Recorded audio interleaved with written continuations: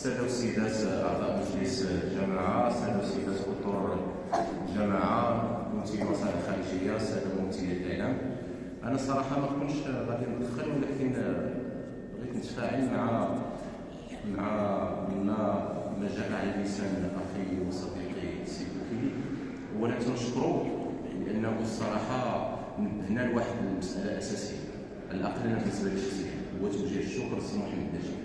توجيه الشكر والتحية بالنسبة لي صديق عزيز أحترمه كثيرا، وما يمكنناش نختلفوا بأنه سلا خدمات كبيرة لمدينة مكناس وجماعة مكناس بغض النظر عن أي شيء، ونتمنوا إن شاء الله يفرج عليه والله يحفظوا الأسرة ديالو والأبناء ديالو.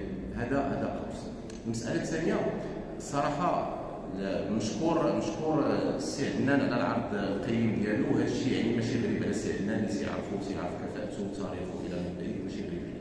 فقط انا بغيت نعرج على واحد الشيء، على واحد المجال اخر. الاخوان او النقاش اللي كاين اليوم ان فيه توصيات للسي عدنان، المتمثل في السي عدنان بالفعل هو اللي قدامنا اليوم، ولكن انا اعتقد بان الترافع الرئيسي والاساسي خص يديروه ممثلي المدينه داخل مجلس الجهه. هذا هو الترافع الاساسي. بالفعل الولايه السابقه جماعه مكناس او مدينه مكناس ما خداش حظها او نصيبها من مجلس الجهه، بالنظر لتاريخها، بالنظر لعراقتها، بالنظر للانتظارات اللي كانت عند مكناس بالنسبه لمجلس الجهات فاس مكناس، ما خداش حقها. بلا ما ندخلوا في التفاصيل.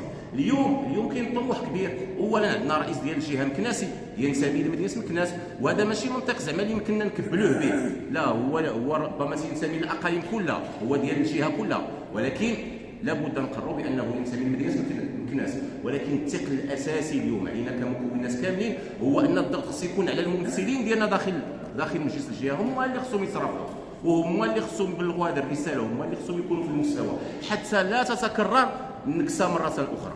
وهذا الشيء ربما خصنا نوقفوا عليه كاملين. مساله اخرى ربما باغي يمكن ماشي بالضروره نلقى فيها جواب من السي عدنان، ولكن هذا قوس باغي نفتحوه.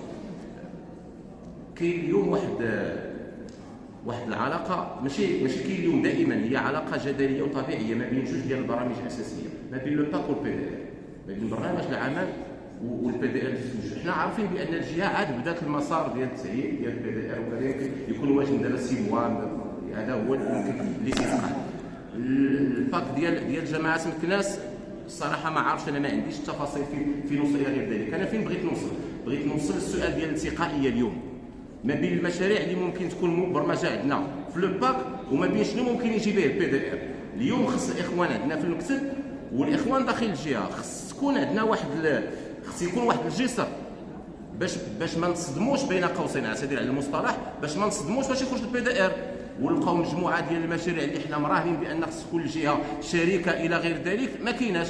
هذا اشكال مطروح في مجموعه ديال الجماعات الترابيه في الاقليم، ولكن اليوم خصنا حنا كجماعه مكناس نكونوا سباقين لهذا الاتجاه. لهذا انا ما عرفتش الاخوان في المكتب واش هما دايرين شي اجراء باش على الاقل يواكبوا هذه العمليه ولا لا، والاخوان كذلك في الجهه واش هما واخدين يعني في الاعتبار ديالهم لي باك ديال الجماعات. انا عارف بان المرسوم تيقول بان لي باك اللي تيكونوا واجدين خصهم يتخذوا في عين الاعتبار، ولكن واش كاين هذه المساله؟ شكرا سيد الرئيس.